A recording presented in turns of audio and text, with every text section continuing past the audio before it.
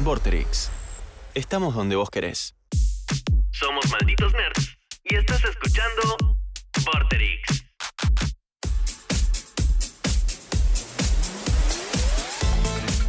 A 15 mentira de 15 a 17. Se te chismoteó. What happened? 2023 vibes. Fueron muchos meses que venía diciendo de 15 a 17. Fueron muchos programas que dije de 15 a 17. Venías bien. Podía romperse en algún momento, podía llegar a fallar. Estamos acá para contarles distintas cosas que tienen que ver con el mundo del audiovisual, algunas llegadas a plataformas, algunas llegadas a abarcar otros públicos. El problema que a mí me pasa siempre es qué pasa cuando quiero ver algo y nunca lo termino viendo. Bueno, en este caso vamos a charlar de una gran película que puede ser el antes y el después del cine de la ciencia ficción. Tal vez sí, ¿no? Hubo debate al respecto, se lo hemos preguntado a muchas personas. ¿Cómo se ven con el tema Duna y siendo la nueva franquicia de la ciencia ficción?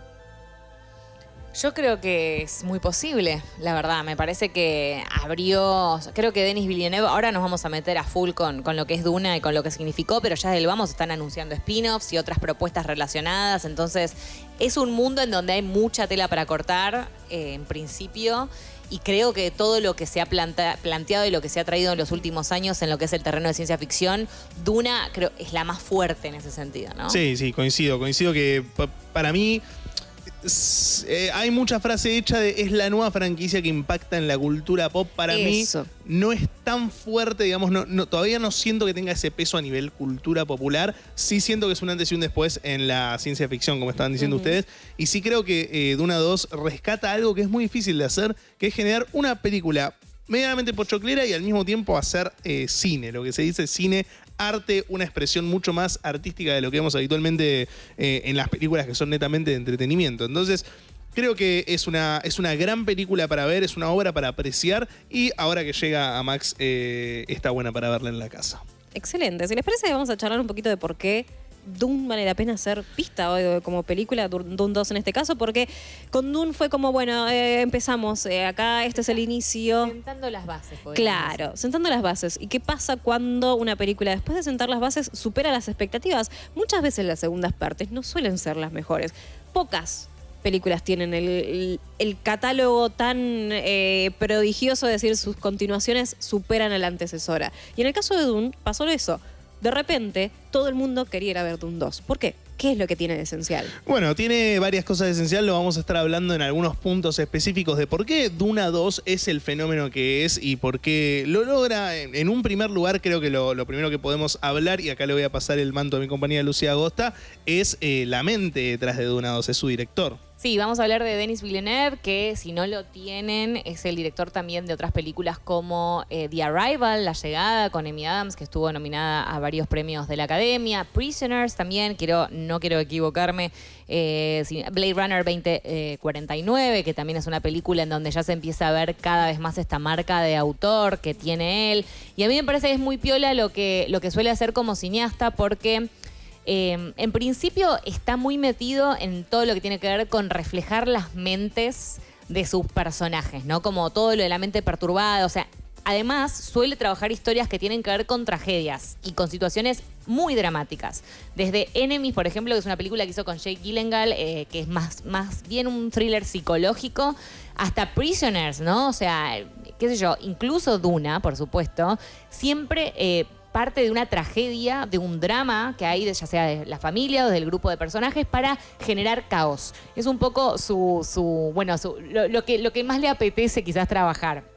Así que a mí me gusta mucho por ese lado, y además lo que me parece interesante es que además de trabajar sobre la memoria, sobre los recuerdos, va mucho en el tiempo, atrás en el tiempo, o sea, por eso para ya ir definiendo lo que va a ser su estilo, llegando a Dune 2. También me parece genial cómo se mete y cómo se involucra con todo lo que tiene que ver con el diseño de fotografía, con cómo crear climas, que para mí era esencial en lo que es Duna y Duna 2, que él es uno de los directores que logró, porque justo los otros días hablamos de Megalópolis, de propuestas de Francis Ford Coppola y otro tipo de cineastas que dicen, yo quiero crear un universo, porque esto es, de verdad, ya metiéndonos full Duna 2, un universo donde tenés que crear todo tipo de tribus, personajes, mundos. Bueno, comparable a lo que sucedió con Star Wars en su momento con George Lucas. Y él la verdad que logra hacerlo muy bien. Y de hecho él dice en varios momentos que hay muchas decisiones y muchas elecciones que se pueden ver en la pantalla grande, como por ejemplo el contraste, cómo decide encarar todo lo que tiene que ver con la naturaleza, con cómo mostrar esos escenarios reales. Fueron a hacer scouting de locaciones en desiertos durante un montón de tiempo para tratar de capturar todo lo que ellos querían hacer con la cultura. Eso habla mucho del detalle, el cuidado de realmente la construcción de un mundo, no solamente desde lo narrativo, sino también todo lo visual que lo acompaña y algo que lo sostiene real, no solamente de por ahí depender de, bueno, vamos a la famosa green screen todo. Obvio. Y depender también de esto, de locaciones reales que permitan afianzar de alguna manera también esa narrativa de la ciencia ficción, pero acercarlo un poco a lo que uno puede encontrarse en un mundo desértico. Totalmente de acuerdo con eso, y además él, por ejemplo, en Duna, en la primera parte, filmó algunas escenas con formato IMAX, digamos, y esta vez dijo, no, voy a hacerlo todo. Él lo que quería era mostrar las ciudades y todo lo que vamos a ver con el mayor detalle y de una manera que no se hubiera visto antes. Y además me gusta mucho cómo conecta su film, o sea, lo que tiene que ver con la cinematografía, igual ya vamos a hablar de la dirección de fotografía propiamente dicha, pero cómo conecta esto con la mirada y la forma de ver y de la evolución de los personajes también, ¿no? Porque el camino de Paul, que es el camino del héroe, me estoy extendiendo un montón igual con el punto. Me encanta Denis Villeneuve, entonces hablaba 2 horas de la mina. Dijo, La mina hacía una tesis de Denis Villeneuve, pero para ir cerrando ya el punto de Denis y poder darle lugar a todos los otros puntos, bueno, con el tema del camino del héroe, que es por supuesto el personaje de Timothée Chalamet de Paul, él también lo trabajó de maneras diferentes. En la primera parte buscó esto de que su personaje se camuflara con el desierto, se camuflara con los espacios, y en la segunda parte lo aborda desde un lugar muy diferente. Entonces me parece que cada decisión que toma impacta en la narrativa. Bueno, eso abre un poquito la puerta del cast, justamente porque ¿qué pasa cuando una película es un star cast? El famoso, che, todos son conocidos, todos son buenos actores, todos son actores del momento, y a veces no funciona, pero acá es muy raro que justamente pasa todo lo contrario, funciona por tener grandes estrellas. Sí, es raro tener un cast tan amplio y con tantas estrellas cuando es así, ¿no? Obviamente uno cuando viene, no sé, se me ocurre el mismo ejemplo de siempre, pero cuando uno habla de Avengers, quizás no es tan raro ver un Starcast tan grande porque vienen de distintas películas que fueron protagonizadas, se juntan y demás. Acá hay la verdad que un elenco estelar que es un buen balance entre personas que ya están hace años en Hollywood y son figuras, por así decirlo, y promesas. Creo que hay mucha promesa de Hollywood que con esta película, con Duna 2 particularmente, terminó de dar el salto y formó parte de una obra que creo que marcará un poco su vida. O sea, yo creo que todas las personas que están en esta película en 20 años, en 30 años la vamos a seguir recordando y vamos a decir, estuvo en Duna, fue esta persona, este personaje en Duna, así como nos pasa con personajes de Star Wars, nos pasa con personajes del Padrino, de Terminator, ponerle para dar franquicias balanceadas entre modernas y quizás un poco más antiguas.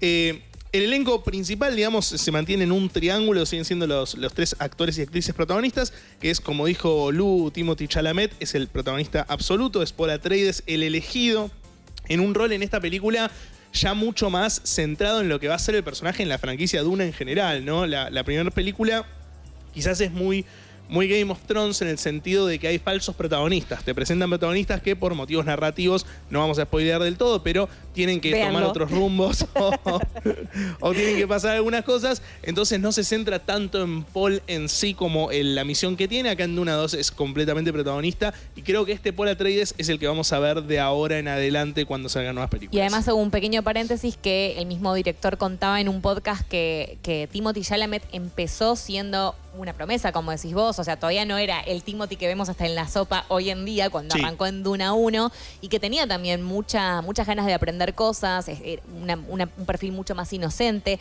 muy parecido a lo que era su personaje cuando empieza la película, entonces que fue un recorrido que acompañó vida también. Y obra. Exactamente, un poquito en esa línea hasta lo que pudimos ver en la segunda película, ¿no? Algo similar le pasó a la segunda protagonista, que es Zendaya, que también en la primera película medio que se reduce a un cameo su participación porque realmente aparece en muy poco tiempo. De hecho, ni conocemos en profundidad el personaje, no puede hablar, no se le permite explayarse. Y acá termina siendo hasta por momentos más protagonista incluso que el mismo Timothy en Duna 2. Y hasta todo lo que fue el evento publicitario de marketing. El marketing era a través de Zendaya.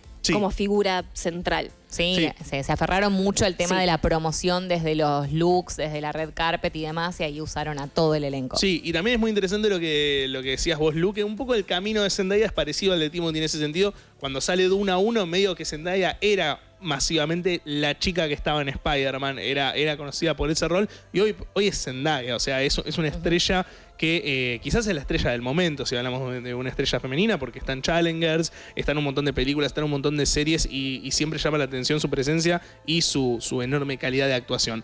Completa el triángulo principal Rebecca Ferguson, que a mí es la persona que más me gusta, o sea, es el personaje que más me gusta de esta saga, de estas dos películas, por la transformación radical que tiene, porque cumple muchos roles diferentes en la narrativa. En la primera película es un personaje completamente de soporte para Paul Atreides. En la segunda directamente abre una narrativa nueva que nos dejan verla, pero quedan un montón de dudas para el futuro. Me parece fantástico lo que ha hecho Rebecca Ferguson y completa un poco este triángulo de gran cast principal que tiene Duna. Después hay un montón de personas más que lo complementan, por si quieren saber, si tienen ganas de ver Duna 2. Está Florence Pugh, que también me parece una promesa muy grande de Hollywood, la han visto en Oppenheimer, es la nueva Black Widow del universo de Marvel. Está Anya Taylor-Joy, que es una persona que vivió en Argentina y se la reconoce mucho por eso también. Es argentina. Es argentina, si alguien literalmente. pregunta, ella es argentina. Está Javier Bardem, Dave Bautista, Lía Seydoux, Stellan Skarsgård, y mención especial para mí para la gran actuación de Duna 2, que es Austin Butler, que es Feyd Rautha, que es uno de los villanos de Duna 2. Y la verdad que yo cuando salí del cine me quedé sorprendidísimo, me quedé impactado por la actuación de Austin Butler, al nivel de, no sé, me dio como esa sensación de Dark Knight, ponele, cuando salís y te quedabas como con The Joker diciendo, ¡fa! ¡Qué locura esto que acabo de ver! Bueno, un poco similar. Él atravesó un momento de transformación física y psicológica también para hacer el personaje. Si pueden ver entrevistas de él, súper recomendables, porque suma mucho, también enriquece mucho lo que es el mundo de construcción de Dune. Totalmente, y siguiendo también con la línea de actores que terminaron de pegar el salto en Dune 2, estando ahí. Austin Butler tampoco había sido hasta ese momento un actor tan conocido en lo que es la pantalla grande, lo teníamos más por la televisión, y su rol protagónico en Elvis, que también hizo un trabajo estupendo, pero me gusta como haber podido ver todas las facetas de él como actor. Exactamente, así que es un gran cast el que tenemos en general en Duna 2. Si quieren pasamos al siguiente punto de por qué está bueno ver Duna 2, que sin duda alguna, quizás uno de los más importantes, es el peso narrativo que tiene Duna 2 como película y como parte de una franquicia. O sea, Duna 2 es el Imperio Contraataca, es las dos torres, y no solamente por ser la segunda película, como es el caso de esas otras dos obras, sino porque es el clímax de la obra, es un momento en el que se libera de la presión de ser Duna 1, justamente, que es una película muy cargada de explicaciones, muy lenta por momentos, que tiene, como decía Lu, tiene la responsabilidad de armar un universo entero. No es solamente posicionarte en, che, bueno, estamos acá y el tiempo es es armar toda una geografía que no conoces, todo un mundo que no conoces, posicionarte que es Arrakis, ver cómo el desierto es en esencia, es un ser vivo más. Entonces, creo que Duna 2 ya está separada de todo ese momento de explicación y se permite hacer locuras, digamos, ir mucho más lejos de lo que puede hacer la primera entrega. Sí, tal cual, esto de lo épico, ¿no? Que además narrativamente también se habló mucho de esto de que en la primera entrega, en Duna 1, al ser una introducción de los personajes, al empezar a trabajar y a tratar de nosotros como espectadores conocer a cada uno de ellos, todavía el ritmo de la película es mucho más tranquilo, digamos, se toma sus pausas y demás, y ya la segunda sí tiene, se apodera como de otra tensión, maneja otro tipo de climas y otro tipo de ritmo, no solamente desde lo narrativo, sino también desde lo técnico, ¿no? Bueno, ahí relacionado con eso, también decía, Villeneuve justamente dice en entrevistas como, a mí me gusta más decir cosas con imágenes que con sonido.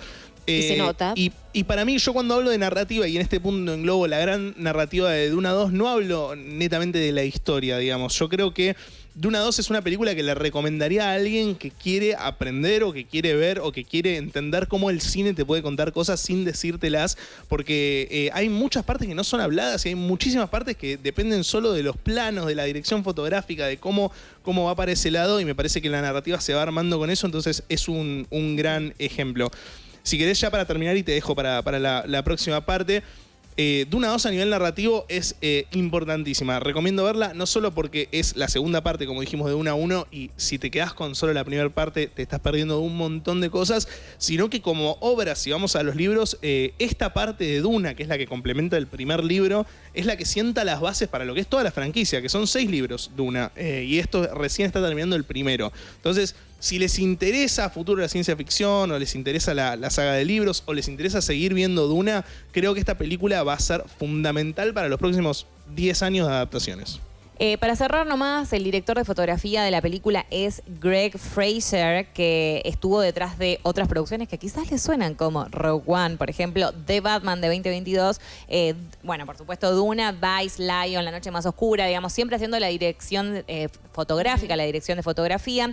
Y a mí lo que me parece sumamente interesante es que junto con Villeneuve, ellos trataron de darle, ya lo veníamos hablando, una estética muy particular a lo que es Duna, trabajando con escenarios reales, tratando de que hubiera una conexión entre la naturaleza y el humano, digamos, como fueron muy, muy para ese lado. Y lo que más me llamó la atención es que, bueno, la secuencia del gusano, por ejemplo, está filmada, si bien obviamente se tiene que usar CGI porque no se puede de otra manera, pero sí armaron toda una estructura con unos tubos que entraban y salían de la arena, donde también estuvieron trabajando el tema de cómo una persona podría subirse a un gusano y sobrevivir para contarlo. Entonces, hay mucho laburo en el detrás de escenas para que todo se sienta realista dentro de lo que es el género fantasía. Y finalmente lo que es las escenas en blanco y negro, ¿no? Todo lo que tiene que ver con Austin Butler especialmente, se filmó en blanco y negro, pero Denis Villeneuve y su director de fotografía, como se la rebancan, dijeron, ¿sabes qué?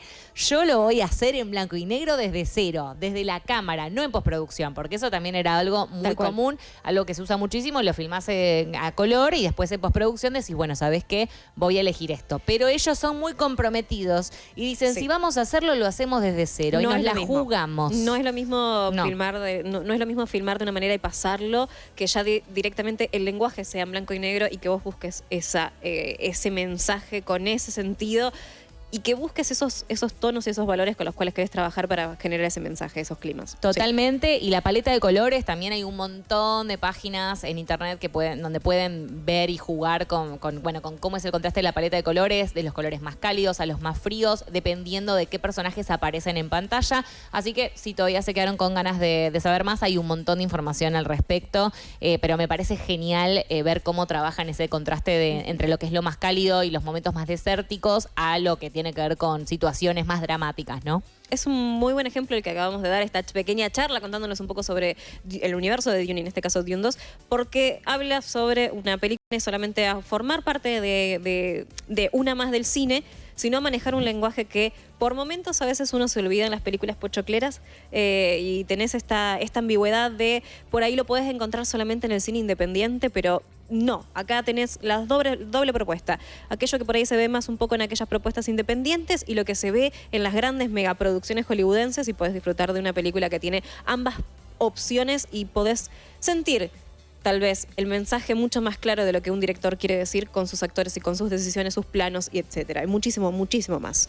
Así que a vos, que te gustan las películas más recientes, disfruta Duna parte 2, el nuevo estreno que llegó del cine a Max. Porque si les pasó como a mí que se la perdieron en el cine, ahora la vamos a poder disfrutar en Max. Y también si te gustan las películas más recientes y taquilleras, podés ver Oppenheimer, El Exorcista, Creyentes, Con Todos Menos Contigo, Gran Turismo, De Jugador a Corredor, Wonka, El Justiciero, Capítulo Final, Aquaman, El Reino Perdido y mucho, mucho más. Suscríbete a Max ahora y disfruta de todas estas historias que tienen que ver con vos. Disfruta las películas más recientes y taquilleras sin costo.